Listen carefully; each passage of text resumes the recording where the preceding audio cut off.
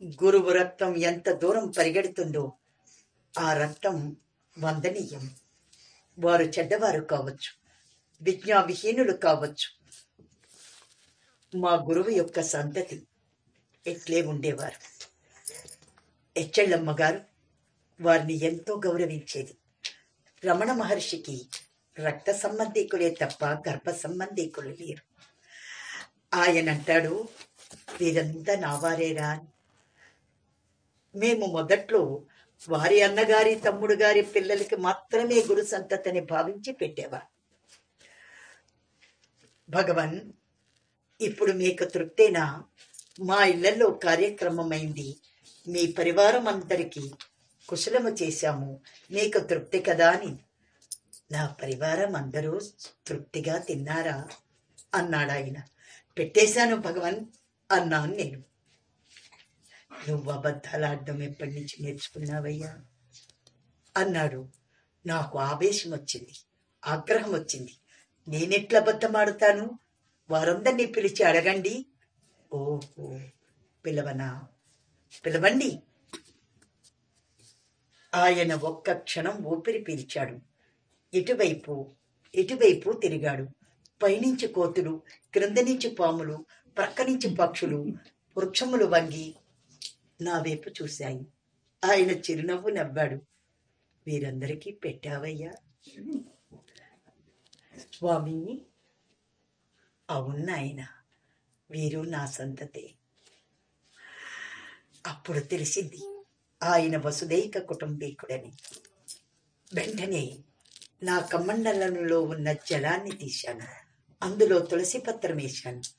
భగవన్, ఈ జలముతో ఆ ప్రాణుల్ని తృప్తి చెయ్యండి అని సాష్టాంగ దండవక్రమణ చేసి నా తప్పిదమును మన్నించండి అని ఆ కోతులను, పక్షులను మనసా నమస్కరించి క్షమాపణ వేడుకున్నాను. ఆయన సంతోషించాడు. ఆ తీర్థమును 4 పక్కలా జల్లారు.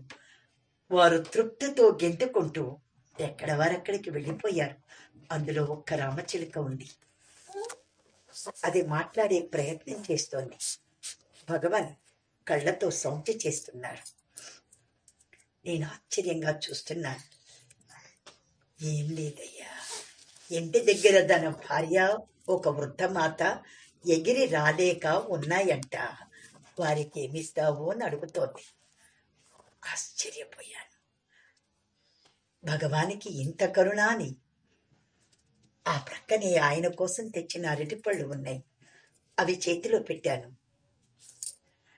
విన్నావా మిత్రమా, ఆయన ఇచ్చాడు, తీసుకెళ్ళని.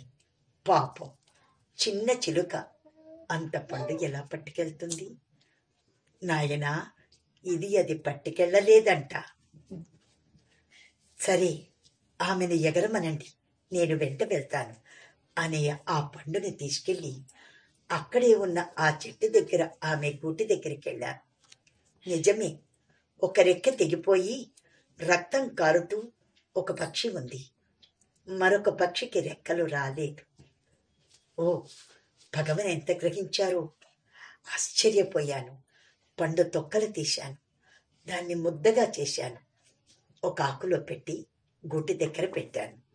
అంతే, తన ముక్కుతో పడవటం, ఆమె ముక్కులో అందించటం. ప్రాణులకు, పక్షులకు, పశువులకు అంత ఐకమత్యముంది, నరులమైన మాకెందుకు లేదు అని నాటి నుంచి నేటి వరకు నా బిడ్డల కన్నా అప్పు శాస్త్రి మిన్ననుకున్నాను. నా చుట్టూ ఉండే భక్తులే నాకెక్కువనుకున్నాను. శిష్యులకి ఇచ్చే గౌరవం నా ఇంటి వారికి నేను ఇయ్యలేదు. కానీ నా శిష్యులు అతీతమైన భక్తులు. విశాలాక్షమ్మతో సహితంగా నా మనుమలను, కొడుకులను, పరివారాలను ఎంతో ఆదరంగా పెంచారు.